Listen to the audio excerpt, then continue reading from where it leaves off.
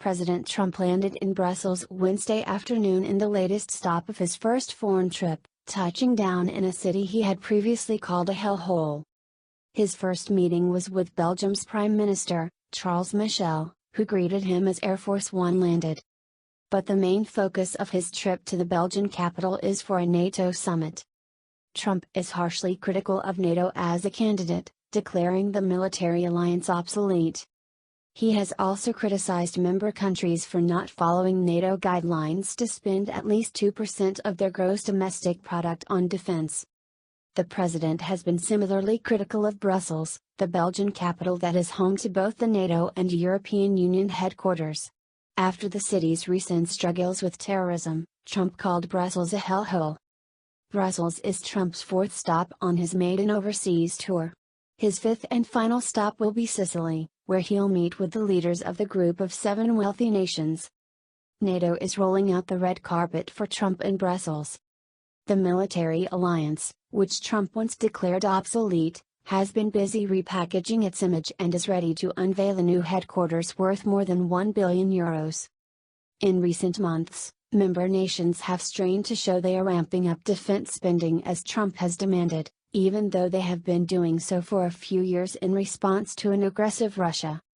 And while they agree with the chief of the alliance's most powerful member that NATO can do more to fight terrorism, they say it can be achieved with more of the same, training and mentoring troops in Afghanistan, and equipping local forces in Iraq. They'll only talk about what he cares about, so really he should come out of this meeting feeling as though NATO responds to him, said Christine Bertsina, NATO analyst at the German Marshall Fund think tank. At least that's what they hope here. Indeed, as part of the repackaging to be announced during Trump's 24-hour visit to the city he branded a hellhole, NATO is likely to agree to join the 68-nation international coalition fighting ISIS. The move is symbolically important, especially since the group claimed responsibility Tuesday for a deadly explosion at an Ariana Grande concert in Manchester, England. An anti-terror coordinator may also be named, but most changes will be cosmetic, as NATO allies have no intention of going to war against IS.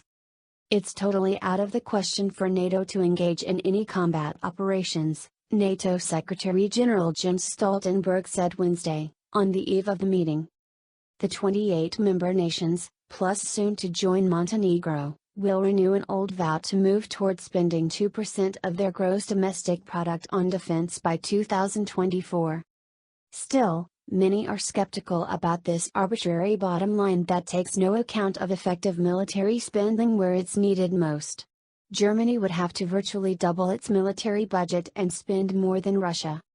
Putting some meat on the pledge, the leaders will agree to prepare action plans by the end of the year, plotting how to reach 2% over the next 7 years, and show how they will use the money and contribute troops to NATO operations.